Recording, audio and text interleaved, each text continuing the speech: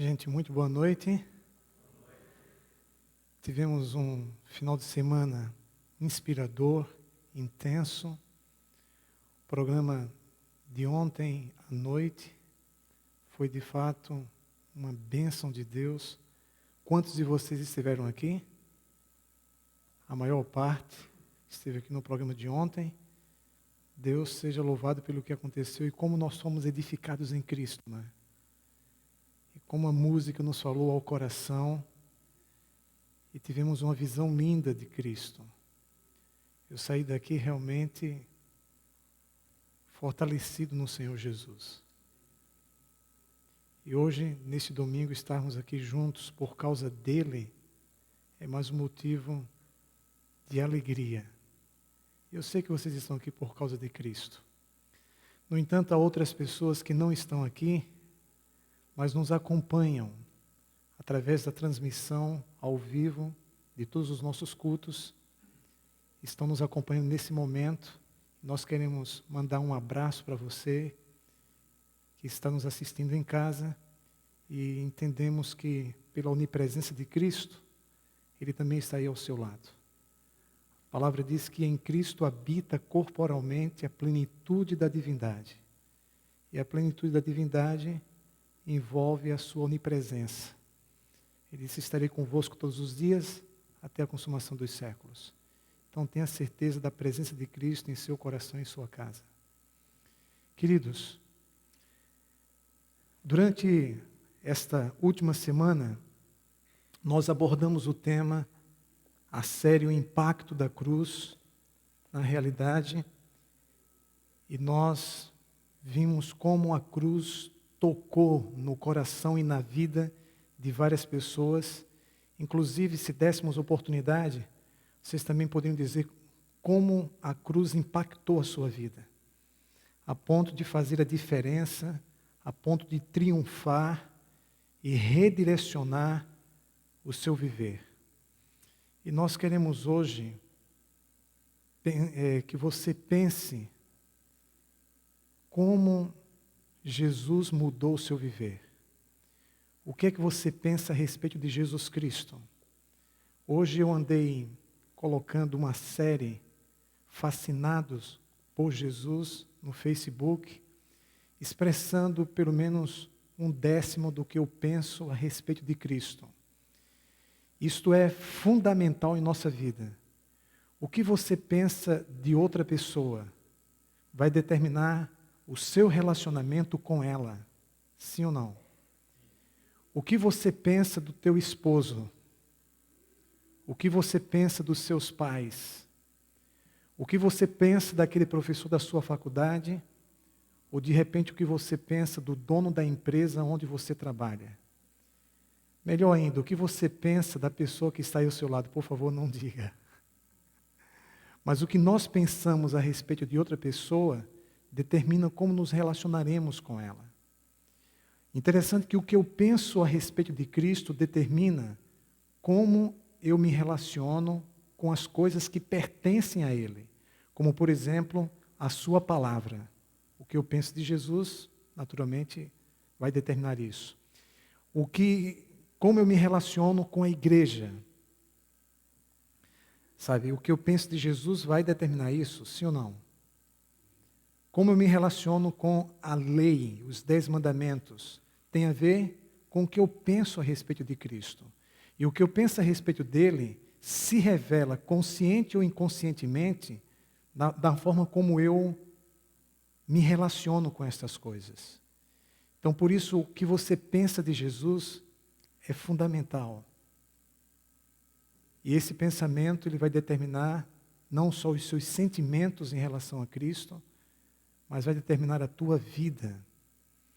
E eu queria, na realidade, fazer uma rápida consideração sobre o que Paulo pensava de Jesus. Sabe, Pedro, em certa ocasião, ficou encantado, impressionado com a igreja, porque mesmo a igreja não vendo a Cristo como ele viu, não tendo conhecido a Jesus como ele conheceu, o amava como ele amava. Então Paulo, diferente dos outros apóstolos, ele não conheceu, não conviveu, não caminhou, não conversou, não confidenciou o que estava no seu coração a Cristo quando ele esteve entre nós durante 3 anos. Paulo veio conhecer a Jesus e para isso ele teve que cair do cavalo após a sua ressurreição, foi que ele conheceu a Cristo. E ele teve algumas visões de Jesus que o impactaram profundamente. E você percebe ao longo de suas epístolas que Paulo era um cara fascinado pelo jovem Deus. Ele era louco por Jesus. Ele amou a Jesus até as últimas consequências. Sabe, Paulo acordava pensando em Cristo, o dia todo conversando com Cristo, dormia, sabe, pensando em Jesus, sonhava com Jesus. Ele era todo de Jesus. Um nível extraordinário de relacionamento que Paulo alcançou com Cristo, que nos evidencia que nós também podemos alcançar o mesmo nível de relacionamento com Ele. Mas o que é que Paulo pensava a respeito de Jesus? Tudo de bom e o melhor possível. Quanto mais ele conhecia Cristo, mais ele o amava, a ponto de entregar a sua vida por Cristo e de renunciar tudo por Cristo. Então, queridos, essa relação mística com Jesus, ela é real, ela é possível. Tudo aquilo que um homem alcançou, qualquer outro pode alcançar pela graça e pelo poder de Deus. E uma vez que Ele é o mesmo ontem, hoje e eternamente, uma vez que Ele não muda, uma vez que Ele não faz acepção de pessoas, então, da mesma maneira que Jesus se relacionou com Paulo, Ele deseja e pode se relacionar com a gente. Você acredita nisso? Então vamos ver aqui uma coisa interessante. Por favor, abra o compêndio de Deus no livro de Filipenses e veja o que é que a palavra aqui nos diz sobre o que Paulo pensava de Jesus Cristo. Inicialmente vejamos, por favor, Efésios, capítulo 1, versículo 10. Paulo aqui nos diz em Efésios 1:10 o seguinte. Efésios capítulo 1, versos 9 e 10. Efésios capítulo 1, versículos 9 e 10, está escrito o seguinte: desvendando-nos o mistério da sua vontade. Então, que o mistério da vontade de Deus nos seja revelado nesta noite. Segundo o seu beneplácito, que propuseram em quem? Em Cristo. Então, referindo-se a Cristo, ele afirma taxativamente, de fazer convergir nele, na dispensação da plenitude dos tempos, todas as coisas, tanto as do céu como as da terra. Então, Paulo entendia que Jesus deveria ser o centro de sua vida. Mais do que o centro, o ponto de convergência. Então, tudo que Paulo era, tinha e fazia, todo o seu ser, todas as coisas, ele afirmou, deveriam convergir para quem? Para Jesus. Você pensa como ele? Você pensa que toda a sua vida deve convergir para Cristo? Só pensa assim quem o ama. Não dá para você pensar em convergir toda a tua vida para uma pessoa se você não amá-la de todo o coração. E amar a Cristo, vocês vão ver hoje que não depende de você vê-lo, mas de você conhecê-lo. E quanto mais você o conhece, mais você fica encantado com Jesus. E aí então, aqui no capítulo 2, a partir precisamente do versículo 16, ele diz assim: para que segundo a riqueza da sua glória, vos concedas que sejais fortalecidos com quê? Com poder. Mediante quem, queridos? O seu espírito no homem interior. Então, como é que o meu ser interior, ele é fortalecido? Ele é fortalecido pela atuação do Espírito Santo. Qual é a grande obra do Espírito Santo? Restaurar a imagem de Cristo em meu caráter. Deus seja grandemente louvado por isto. De acordo com Romanos 5,5, este mesmo Espírito é que derrama em nossas mentes, em nossos corações, o amor de Deus, nos capacitando a corresponder o seu amor por nós. E quando isso acontece, eu sou fortalecido interiormente. E neste fortalecimento espiritual, eu tenho poder para suportar, para superar e solucionar todas as coisas que envolvam a minha vida, em nome de Jesus. Se de repente o problema não tem solução, eu recebo o poder do Espírito Santo para suportar e superar. Porque o amor pela pessoa de Cristo me torna uma pessoa acima das situações que envolvem a humanidade. Quem ama a Cristo não está abaixo, está acima. Porque o amor de Cristo gera libertação do ego. O amor a Cristo faz com que eu esteja com os olhos voltados para Ele a ponto de amá-lo mais do que tudo e mais do que todos.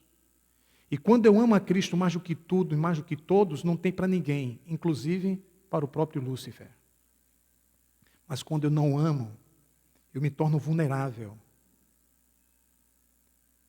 Eu me torno uma pessoa que posso, lamentavelmente, resvalar com pouca coisa.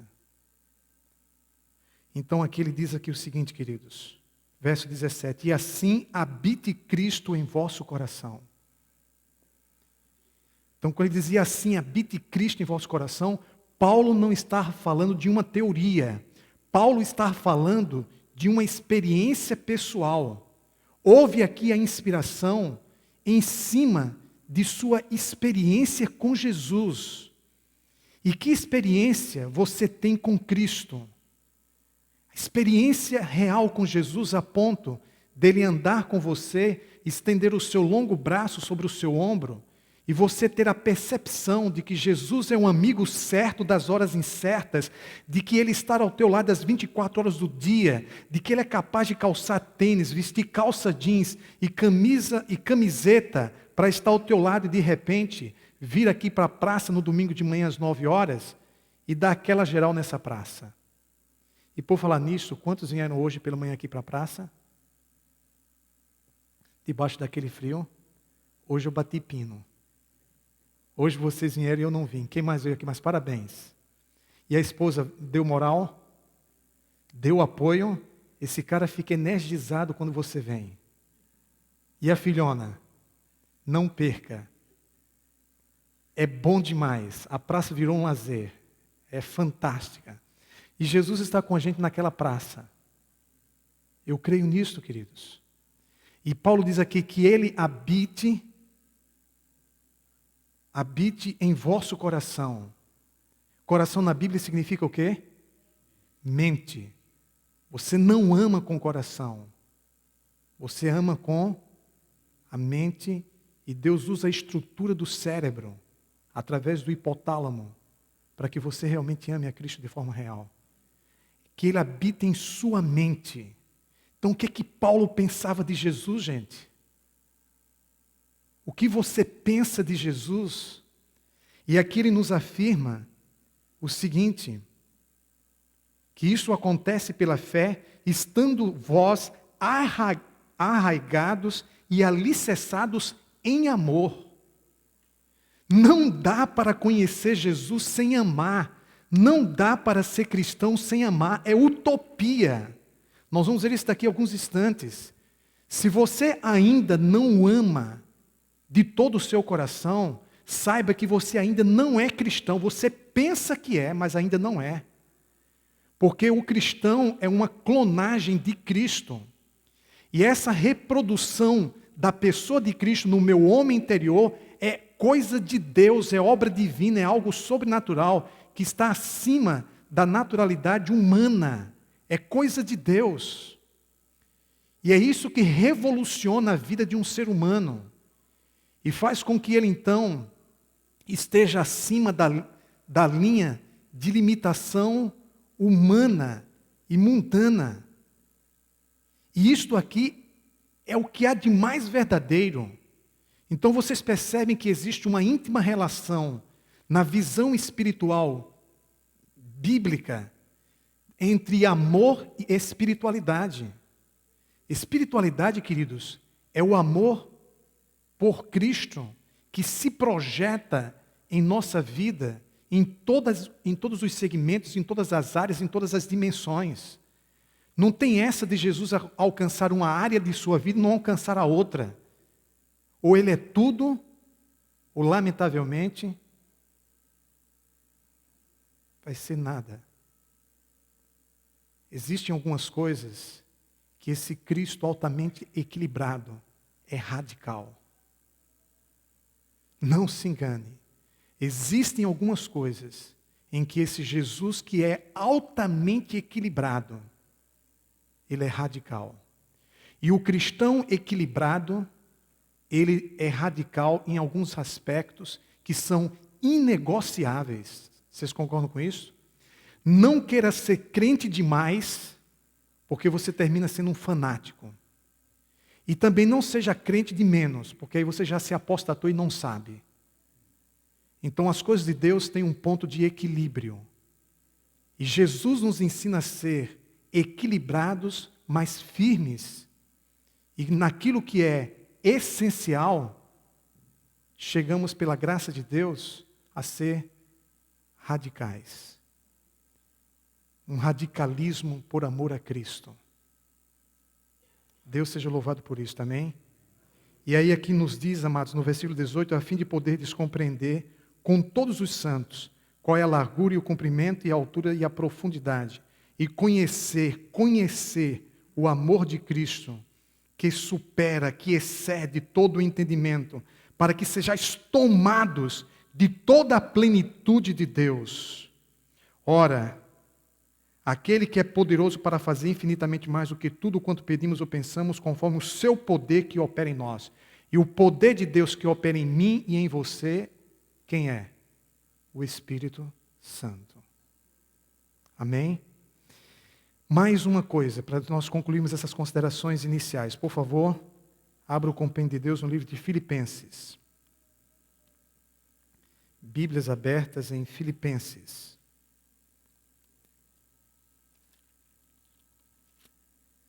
Filipenses no capítulo 3, veja o que é que Paulo aqui afirma, versículos 7 e 8. Mas o que para mim era lucro, isto considerei perda por causa de quem? Por causa de quem? De Cristo. Que Paulo perdeu? Paulo perdeu como membro do Sinédrio um futuro promissor na sociedade judaica.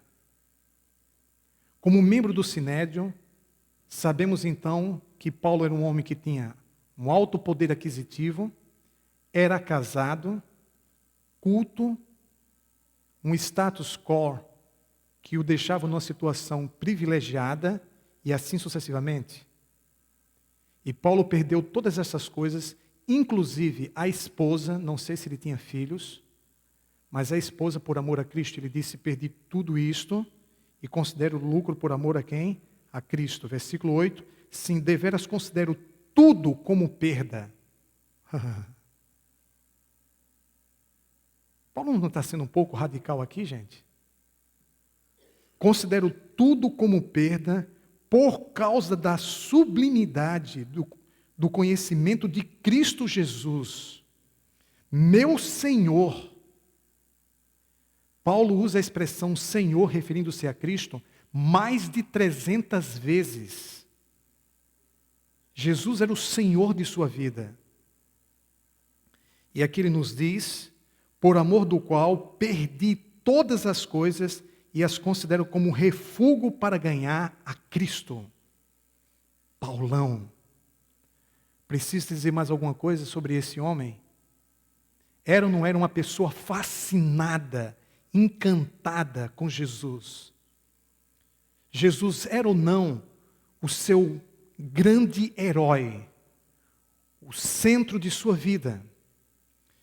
Sabe, às vezes eu fico olhando algumas pessoas falando do Che Guevara, né? Tem tudo a ver com Che, né? Tem tudo a ver aqui com o Che Guevara. Tem alguma coisa a ver? Mas tem pessoas que são seguidoras dele e são fanáticas por ele. Não é verdade? Apaixonadas por ele. Eu fico pensando, se esta mesma paixão nós tivéssemos por Jesus, a vibração que nós teríamos ao ouvir o seu nome, ao ler sobre ele, como nós iríamos priorizá-lo e falar dele, porque o nosso coração estaria cheio do Che Jesus. Sim ou não, Bar? Estaria cheio de Jesus. E a boca fala do que o coração está o quê, queridos? Do que o coração está cheio. Mas eu tenho a impressão, e se eu estiver errado, por favor, me dê um toque, pastor.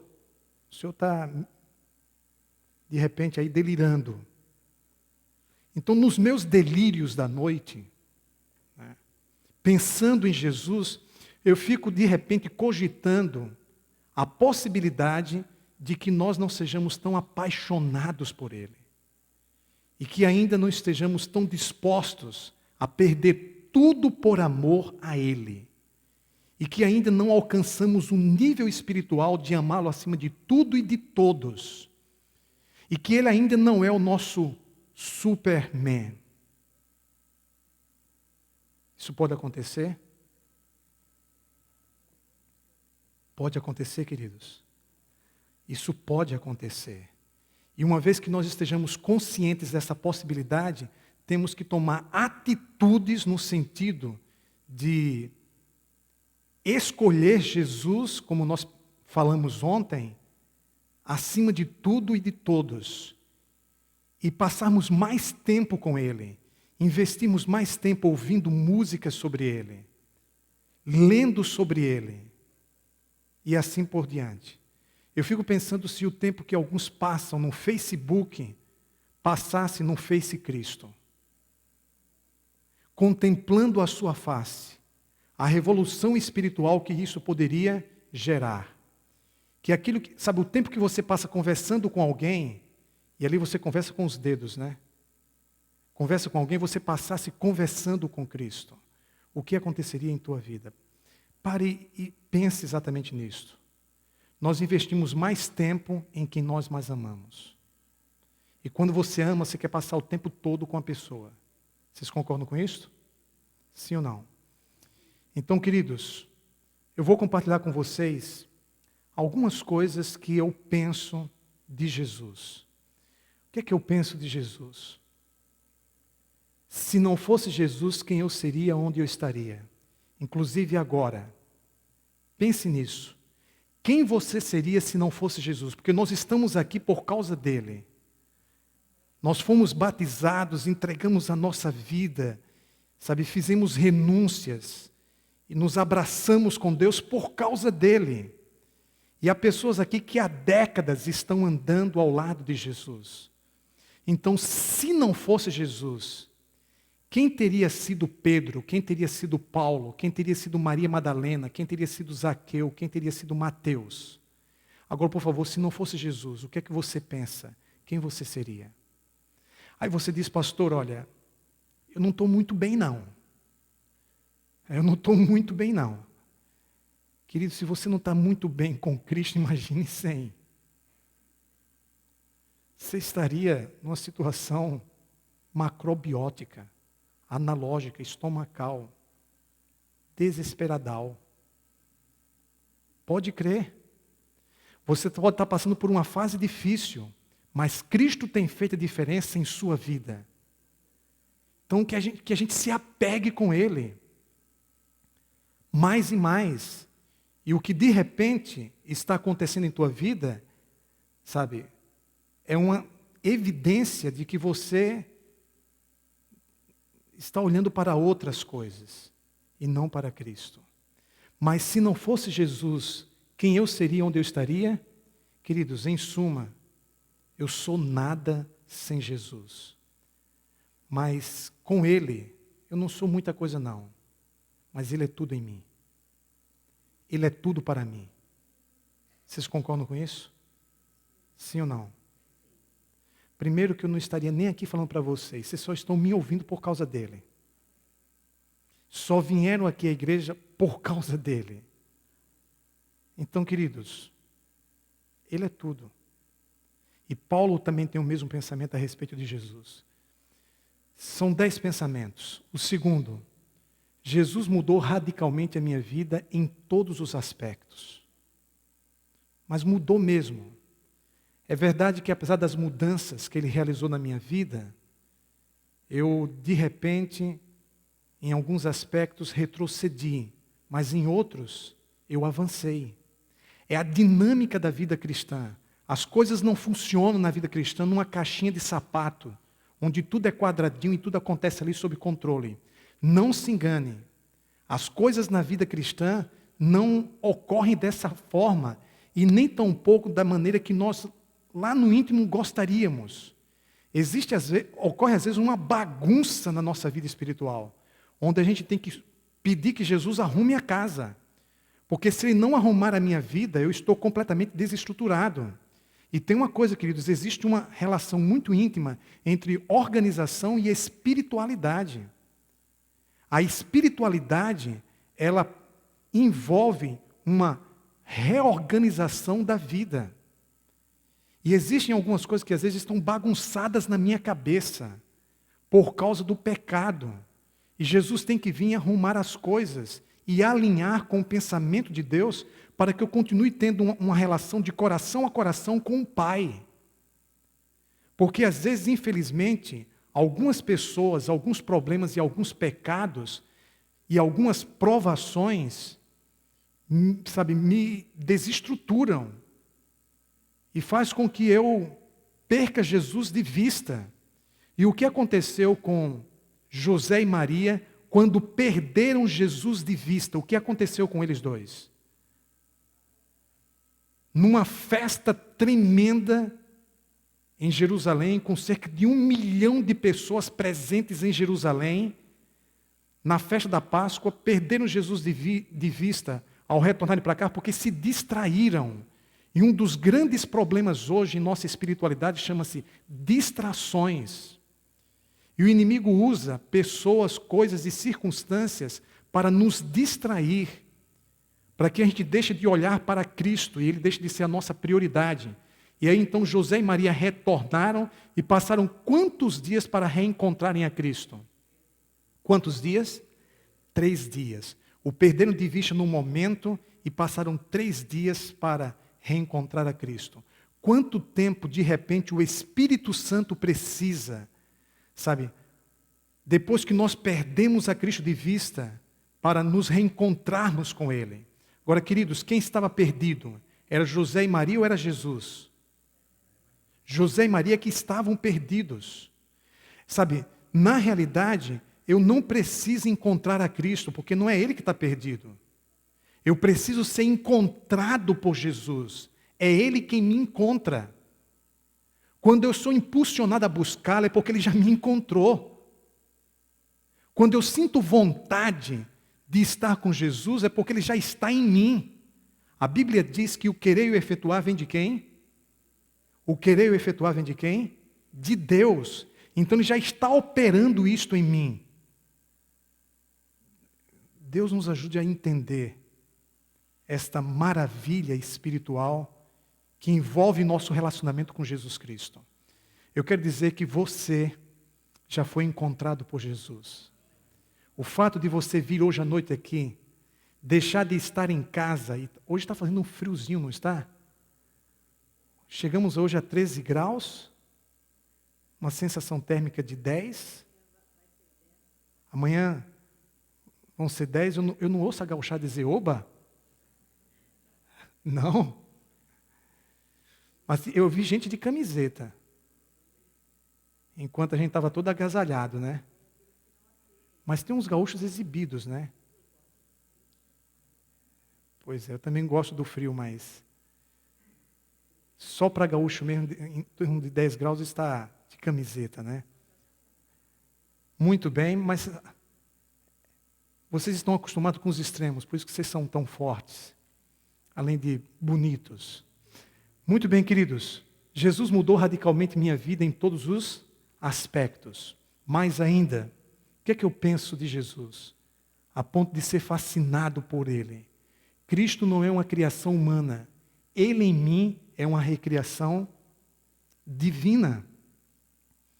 O homem não conseguiria, usando a sua capacidade imaginativa, ele não conseguiria, gente, imaginar alguém como Jesus.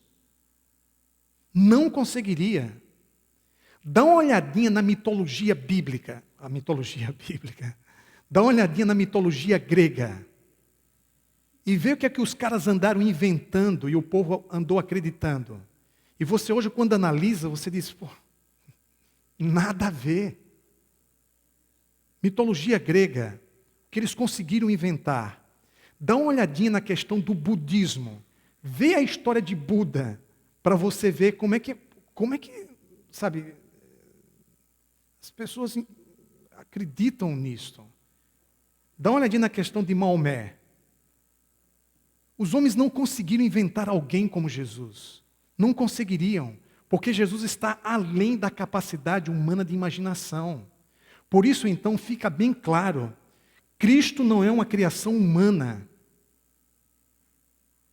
Suponhamos que os 12 apóstolos tivessem se reunido para imaginar uma pessoa como Jesus. As contradições que ocorreriam, as desavenças que ocorreriam. E se Jesus foi, então, imaginação dos escritores bíblicos, como eles dariam a vida, décadas depois, por uma imaginação? Principalmente as mortes que eles sofreram, com exceção de João, mas que foi lançado num caldeirão de azeite gelado, não foi isso? O azeite não estava gelado? E depois ele foi para uma pedreira. E falando em pedreira, gente, hoje o Inter e o Grêmio, hein? Que pedreira, né? Eu só ouvi os gritos, sabe? E me parece que deu mais ou menos 10-1, não foi isso? Quase isso. Mas quem está falando isso é um gremista. Quando eu falei com ele pelo telefone, parecia que estava num funeral. Oh, pastor, eu não sinto nada. Digo, quem morreu não sente, né? Pastor, não sinto nada, eu estou de boa. E hoje à noite eu estou lá na igreja, aí eu senti firmeza. E eu vi gremista hoje vibrando. Não é porque o time estava perdendo. É porque apesar de estar perdendo, ele não soltava bandeira. Eu digo, aí é o que é um torcedor muito fera, né? Precisamos desses torcedores por Cristo, amém? Mas, queridos, voltando então ao assunto, né, Marcos Enoque? Vamos voltar ao assunto, né? Deixar essa conversa de... Você é Grêmio ou Internacional? Depois você me diz. Então, Cristo não é uma criação humana. Você daria sua vida para sofrer uma morte, como por exemplo a de Tiago, que de acordo com Atos capítulo 12, versículos 1 e 2, ele foi esquartejado, à semelhança de João Batista. Sabe, João o apóstolo viu seu irmão ser esquartejado. E eu não sei se ele conseguiu receber as partes do corpo do seu irmão para fazer um enterro decente. Apesar de terem esquartejado o corpo de Tiago, Pedro, no próprio capítulo 12 do livro de Atos, Pedro foi preso e estava disposto a sofrer a mesma morte. Gente, me diz uma coisa, esse pessoal é doido ou esse pessoal, de fato, teve um encontro com Cristo? Porque ninguém em condições mentais saudáveis faria isso. Então, o comportamento dos apóstolos após a morte de Cristo é uma evidência de que tudo que foi escrito acerca dele é verdade, porque eles deram a vida por esta verdade. Por isso, Cristo não é uma criação humana, Eu e você somos nele uma recriação divina. Amém?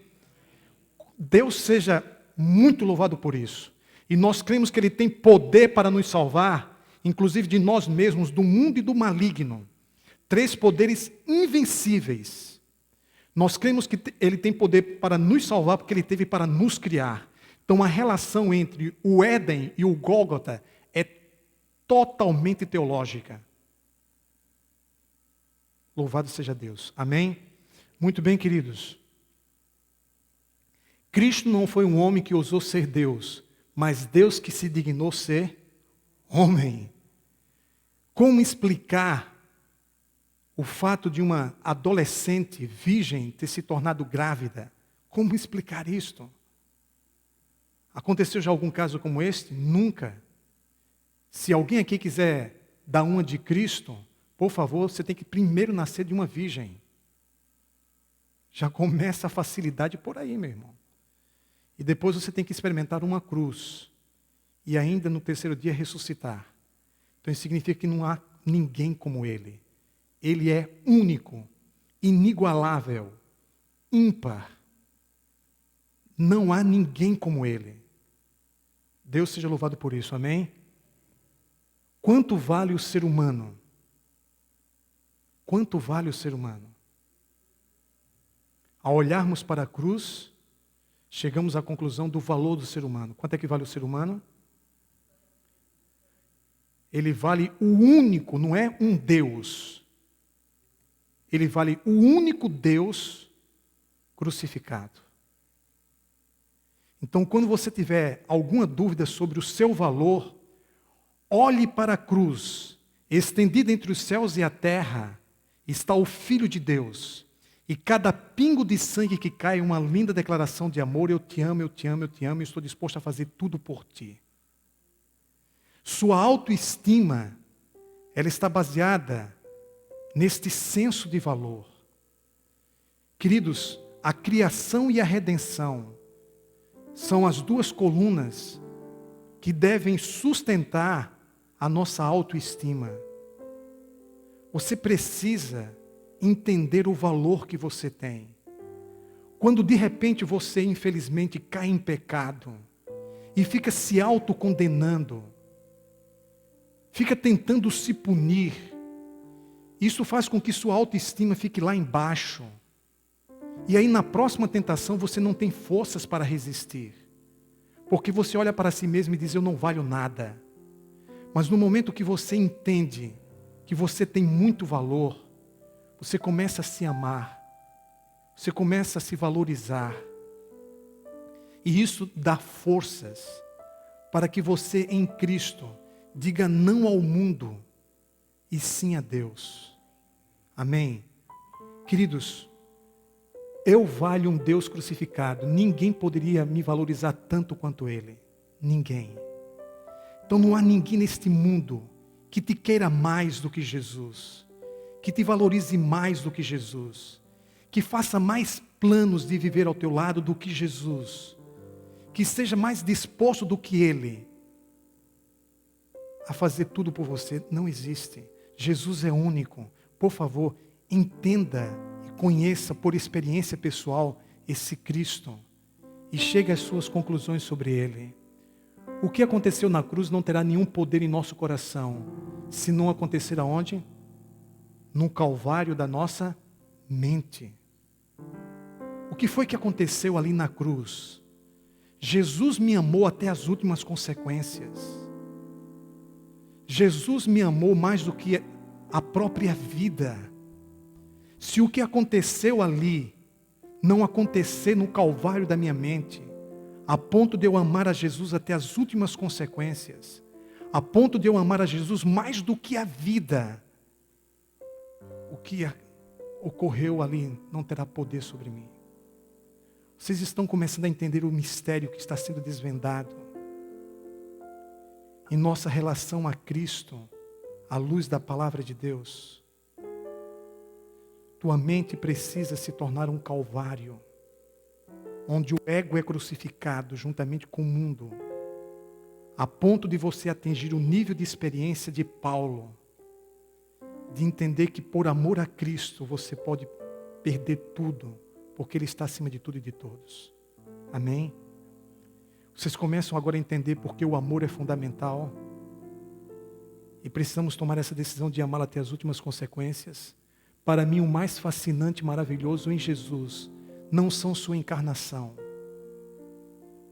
seus ensinamentos, seus milagres, a cruz e a ressurreição. Queridos, o que é mais fascinante e maravilhoso é Ele. É Ele que é fascinante e maravilhoso. Não é o que Ele disse, não é o que Ele fez, mas é o seu ser, a sua pessoa, que é de fato encantadora e exerce uma força magnética, não só chamando a nossa atenção, mas despertando a nossa atração por Ele. Jesus não só chamou a nossa atenção, Ele despertou a nossa atração. E nós somos atraídos para Cristo. Ficamos completamente hipnotizados ao ver Jesus. E perdemos a noção do tempo e do espaço quando temos uma visão sobre Ele. Ou quando temos uma visão dEle. Isto muda tudo dentro de mim. Isto muda radicalmente minha visão de vida, minha visão de mundo. É a sua pessoa que me encanta. É a sua pessoa que dá sentido à minha vida. Então, para mim, o que é fascinante e maravilhoso? Ele. Porque se Ele tivesse feito tudo isso e não fosse quem é, não teria nenhum valor para mim. Vocês concordam? Por isso, amados, precisamos contemplar a Cristo bem de perto, andando em direção ao Calvário. Estarmos ao lado dele nas últimas horas do seu intenso sofrimento, como Simão, que o ajudou a carregar a cruz, para comprovarmos de que ninguém nunca nos amou tanto. Você está disposto, nesta nova semana, a sair daqui e acompanhar Jesus em direção à cruz? Você está disposto a ajudar a Cristo a carregar a cruz? E a contemplar de perto o amor que Ele tem por você? Através de suas últimas horas de agonia, no que tange a mais tempo de reflexão, mais tempo de leitura da Bíblia, mais tempo de leitura do livro Caminho a Cristo, do livro Desejar Todas as Nações, para que você comece a contemplar e a se inteirar do amor de Cristo por você. Se Jesus não te fascina a ponto de você amá-lo acima de todos e de tudo, é porque você ainda não o conhece. Porque quando nós conhecemos o jovem Deus, este Nazareno que mudou o rumo da história, quando nós o conhecemos, queridos, nós o amamos ainda mais. No filme Romeu e Julieta, que Shakespeare, me desculpe, eu estou muito ousado hoje, né? Que Shakespeare, me desculpe, mas ele tem uma parte do filme que está completamente errada. No filme Romeu e Julieta, há um momento em que ela olha para Romeu e diz: cedo te amei, tarde te conheci. Queridos, você pode sentir atração, você pode sentir paixão por uma pessoa que você não conhece, mas você não pode amar quem você não conhece. Ninguém ama sem conhecer. Ninguém conhece sem conviver. Ninguém convive sem perdoar, nem consigo mesmo. Então conhecer, mais conviver, mais perdoar é igual a amar. Não é diferente em relação a Jesus. Ninguém aqui, ninguém pode amar a Jesus sem conhecê-lo. E você nunca conhecerá Jesus sem conviver com Ele. Quer conhecer alguém? Conviva com Ele. More com Ele. Compartilhe sua vida com Ele. E aí você vai conhecê-lo. Então, por favor, ninguém ama Jesus sem conhecer. Ninguém conhece Jesus sem conviver. E ninguém convive com o jovem Deus sem experimentar o seu perdão, a sua compreensão, a sua aceitação, o seu poder em sua vida interior. Então, conhecer, mas conviver, mas receber o perdão de Cristo, te leva a amar a Cristo. Quantos de vocês nesta noite decidem conhecer a Jesus e conviver com Ele? Então, por favor, eu quero chamar você aqui à frente para louvá-lo, enaltecer o seu nome e expressar através desse momento de entrega, de confissão, de decisão, o que perpassa no seu coração por meio da adoração. E na adoração você derrama sua pessoa, você derrama sua vida, o que vai no seu coração aos pés de Jesus. A Ele nós adoramos porque Ele é Deus. Então, por favor, venha e participe juntamente comigo desse momento de louvor e adoração a Cristo, o autor e o consumador da nossa fé.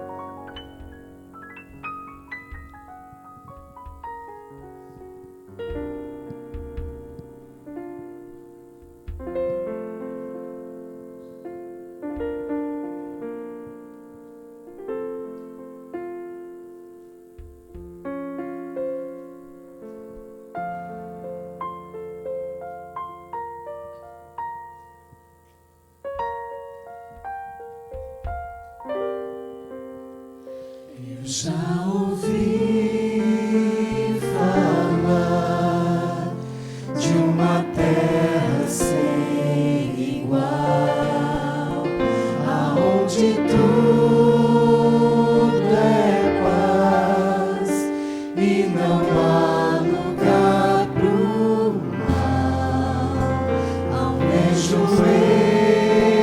esse lar tão puro e sem eu não sei o dia em que virá pra mim.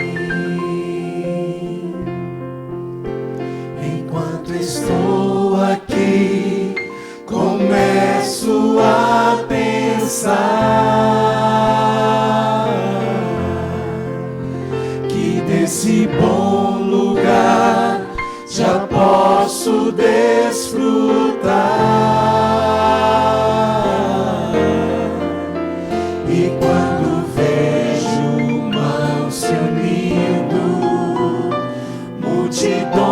Cantando um hino, vejo anjos celebrando, é o céu que está chegando. Eu posso aqui provar as delícias desse lar. Se eu procurar viver como meu Jesus viveu, em meio à luta e dor, eu posso estar em paz, pois meu viver já coloquei nas mãos do Pai. Enquanto estou aqui, começo a pensar que desse bom lugar já posso desfrutar.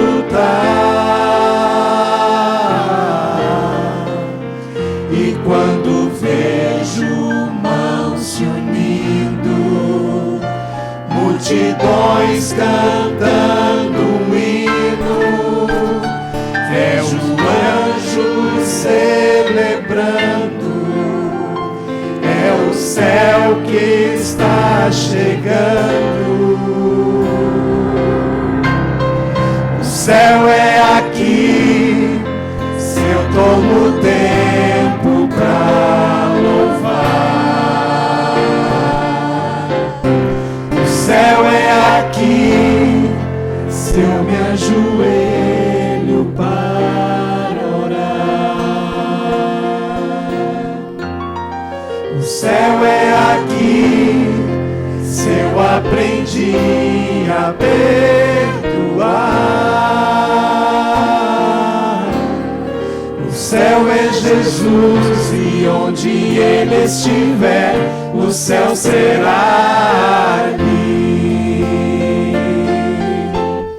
Pois não existe céu sem Jesus e não existe paz sem Jesus. Sem Ele a riqueza do universo é sem valor.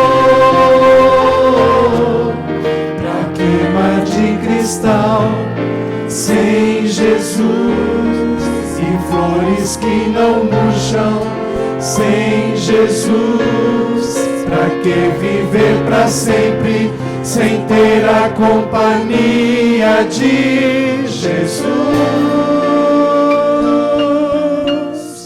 Eu volto a afirmar, o céu é aqui, se aqui Jesus está.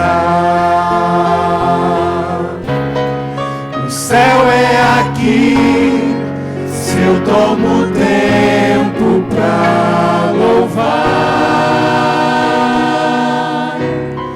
O céu é aqui, se eu me ajoelho para orar. O céu é aqui, se eu aprendi a perdoar.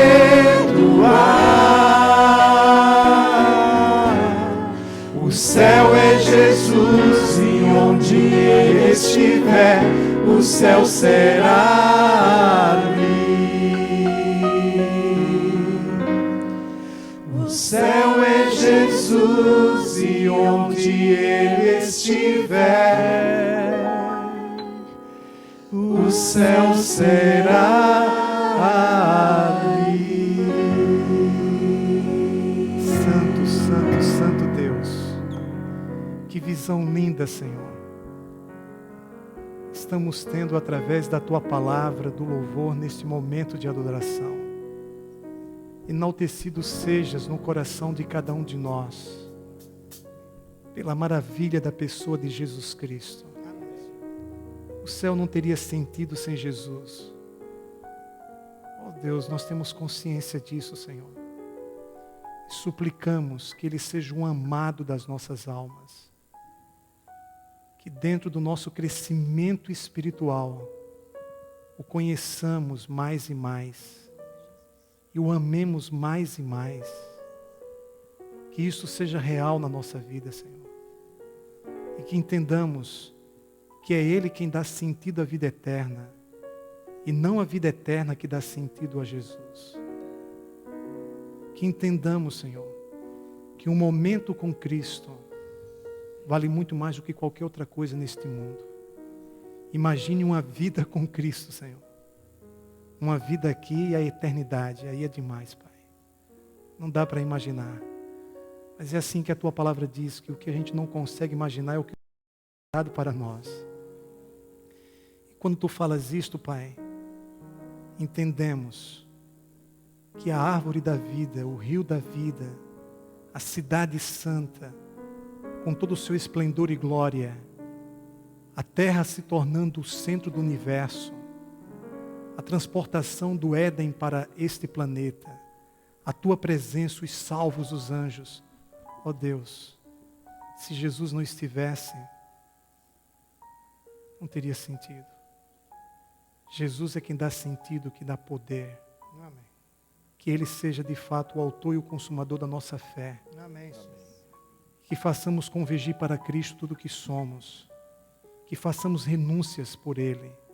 Que o amemos e nos entreguemos do fundo do coração a Ele. Amém, Senhor. Ajude-nos, Senhor, para que Ele seja real em nossa vida.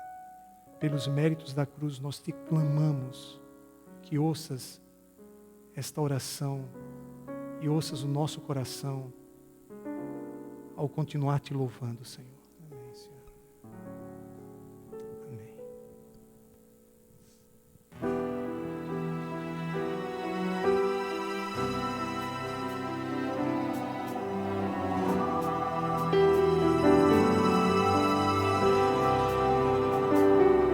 Todo ser que vive, louve o nome do Senhor. Toda criatura se derrame aos seus pés. Ao som da sua voz, o universo se desfaz. Não há outro nome como todo ser que vive. Louve o nome do Senhor.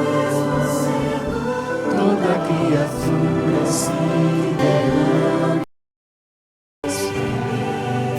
pés. Ao som da sua voz, o universo se desfaz. Não há outro nome comparado ao grande eu sou.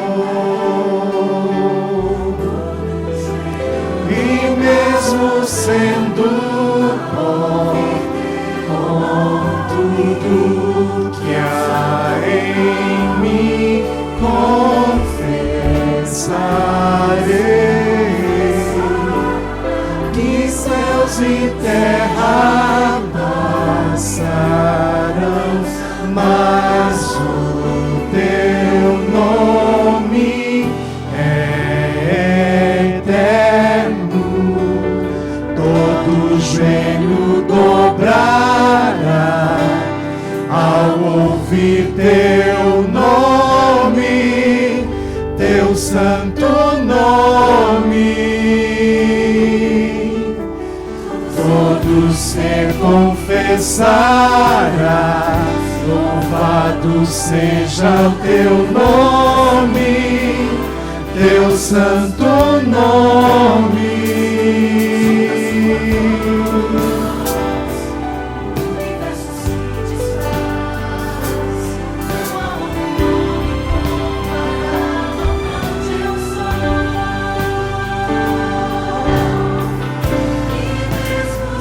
Todo ser que vive, louve o nome do Senhor. Toda criatura se derrame aos seus pés. Ao som da sua voz, o universo se desfaz. Não há outro nome comparado ao grande eu sou. E mesmo sendo pó, com tudo que há em mim, confessarei que céus e terra passarão, mas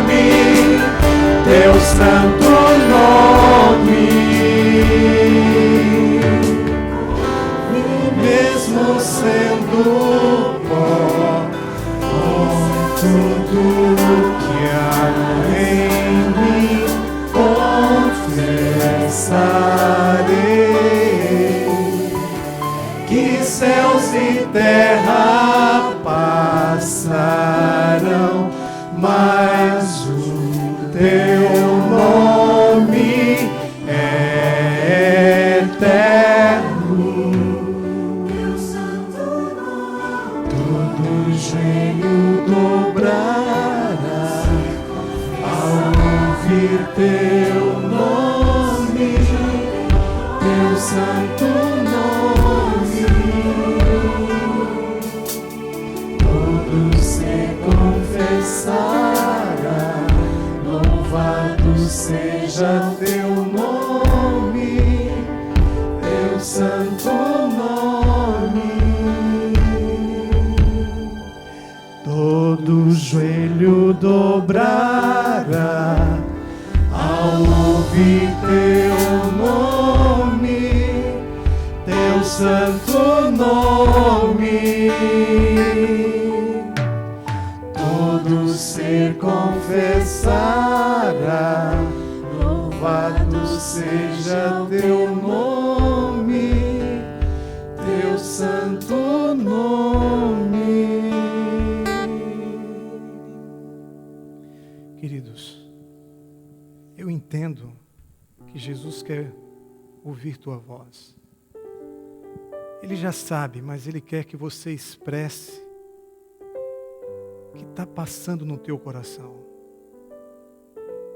Se você entender que assim deve ser, nesse momento de adoração, se ajoelhe aonde você está e ore, clame, converse com Ele durante 1 minuto, 2 minutos. Aí nós vamos ter o último momento de louvor. Se você entender que ainda deve continuar ajoelhado, continue, é você e Ele. Se você entender que já disse para Ele tudo que está no teu coração, levante-se e louve ao Senhor. Nós vamos passar este momento de forma muito individual, muito pessoal com Ele. Sobre tudo que você ouviu, sobre tudo que você pensa, sobre como tem sido a sua vida. É Jesus e você agora. Ore ao Senhor.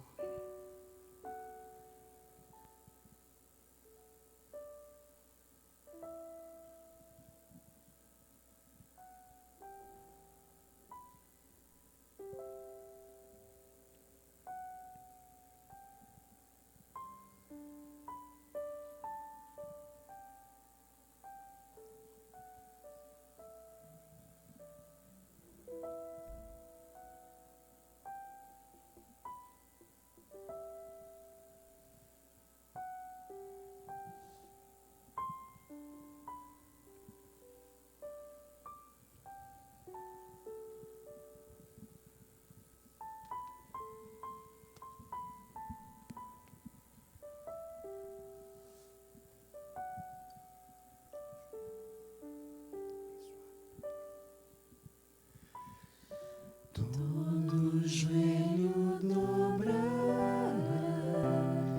ao ouvir teu nome, teu santo nome.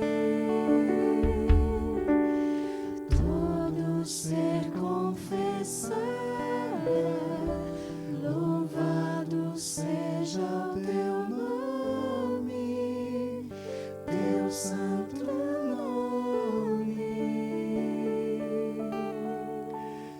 Todo joelho dobrará ao ouvir teu nome, teu santo nome. Todo ser confessará, louvado seja o teu nome, teu santo nome.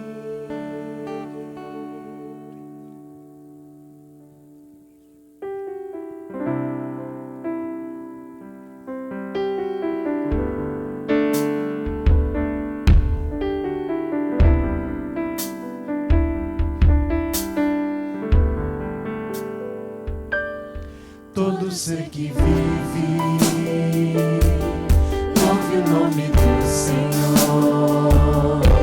Toda criatura se derrame aos teus pés. Ao som da sua voz, o universo se desfaz. Não há outro nome comparado ao grande eu sou. E sendo pó, com tudo que há em mim, confessarei que céus e terra passarão, mas o teu nome é eterno. Todo joelho dobrará ao ouvir teu nome, teu santo nome. Todo ser confessará, louvado seja o teu nome, teu santo nome. E mesmo sendo pó, com tudo que há em mim, confessarei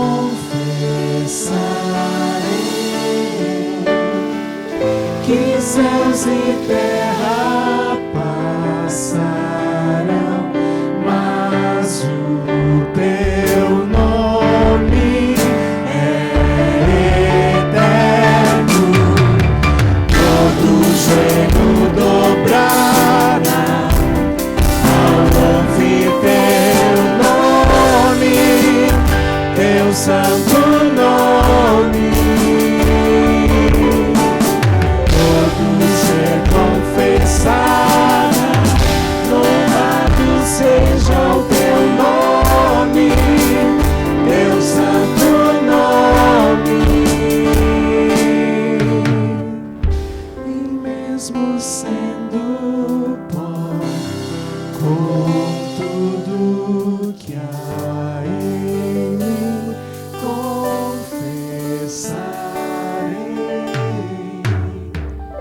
que céus e terra passarão, mas o teu nome é eterno.